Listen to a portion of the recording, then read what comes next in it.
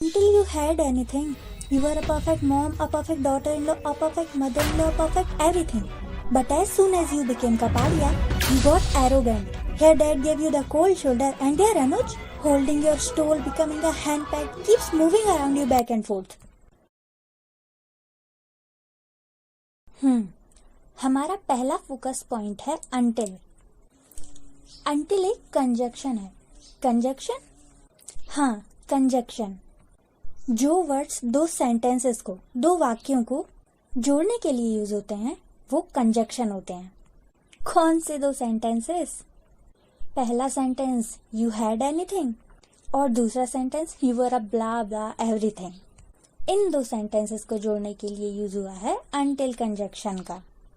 अच्छा, इस एग्जाम्पल में ये तो आप समझ ही गए होंगे कि अनटिल का यूज हम जब तक वाले सेंटेंसेस में करते हैं. एक और एग्जाम्पल बताऊं? जब तक मेरी बात पूरी ना हो जाए इस वीडियो को छोड़ के कहीं मत जाना. Until I complete my lecture, don't go anywhere skipping this video. Until के बारे में एक स्पेशल बात बताऊं?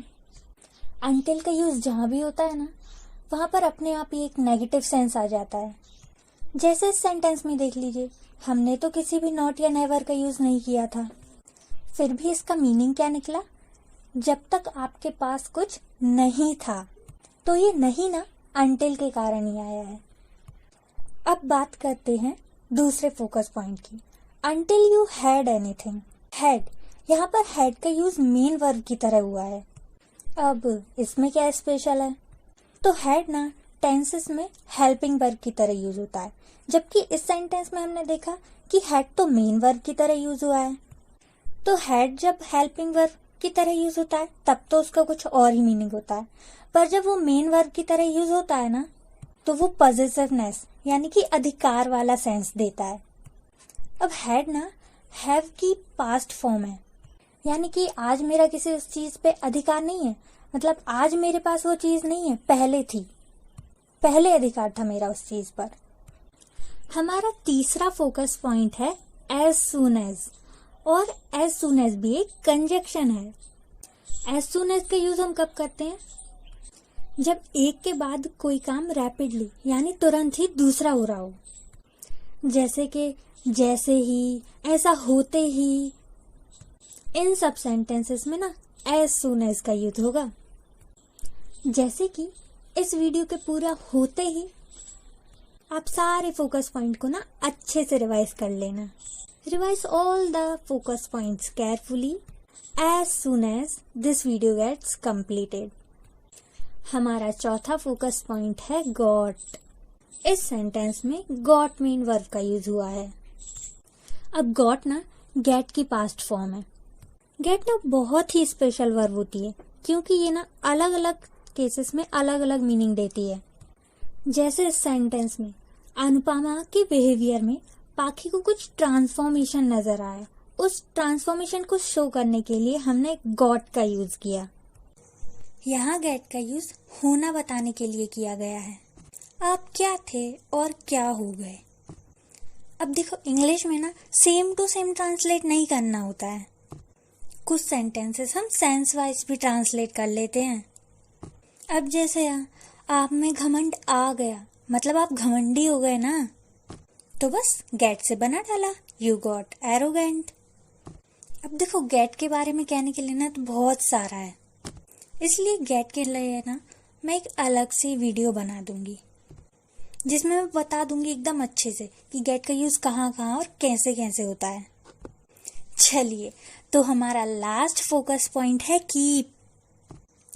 वैसे तो कीप का यूज पास रखे होने के लिए होता है, पर यहाँ पे ना कीप के एक स्पेशल कॉम्बिनेशन का यूज हुआ है, जो कि है कीप के बाद आईएनजी वर्ब. जब कोई काम कंटिन्यूअसली यानी कि लगातार हो रहा होता है ना, तो हम कीप प्लस आईएनजी वर्ब का यूज करते हैं वहाँ पे. देखो, कोई काम होता रहता है और कोई काम लगातार होता रहता है, इसमें ना डिफरेंस है. जैसे कोई काम अभी हो रहा है पर कुछ देर बाद बंद हो जाएगा, पर कोई काम लगातार होता ही रहता है, इट कीप्स हैपनिंग. तो यहाँ पे डिफरेंस आ जाता है और फिर हम कीप और आईएनजी वाली वर्ब का यूज कर लेते हैं. अच्छा, आप लोग ये तो नहीं सोच रहे ना कि मैं तो थंबनेल में कह रही थी कि आप आज से इंग्लिश बोलना स्टार्ट कर दोगे, पर ऐसे कैसे? ऐसा कुछ तो मैं ट्रिक बता ही नहीं रही हूँ। तो पहले अपने काम की नॉलेज तो बटोर लीजिए, उसके बाद लास्ट में बताती हूँ मैं एक कमाल की टिप। अब देखिए, इस पैराग्राफ में ना कुछ बोनस पॉइंट्स भी हैं आपके लिए सीखने के लिए, जैसे कुछ वोकैबुलरी बिल्डर्स मैं बताती हूँ। एरोगेंट यानी कि घमंडी, अब याद रखिएगा, ठीक है? हो सकता है कल ही आपको कोई एरोगेंट यानी कि घमंडी व्यक्ति देखने को मिल जाए। दूसरा शब्द है स्टोल यानी साड़ी का पल्लू या फिर साड़ी का पल्ला। वैसे लड़कियां जो चेहरे पे दुपट्टा बांध के जाती हैं उसे भी स्टोल कहते हैं। हाँ, शायद जो स्टॉल के नाम से ज्यादा प्रचलित है वो एक्चुअली में स्टोल ही होता है, और साड़ी के पल्लू को भी स्टोल ही कहते हैं। बैक एंड फोर्थ जो हम आगे पीछे के लिए यूज करते हैं। अब देखिए, अराउंड का मतलब भी अगल बगल होता है और बैक एंड फोर्थ का मतलब भी आगे पीछे होता है। तो मैंने ये दोनों चीजें एक साथ यूज क्यों की? मेरी बात को एम्फेसाइज करने के लिए, यानी कि बढ़ा चढ़ा कर बोलने के लिए।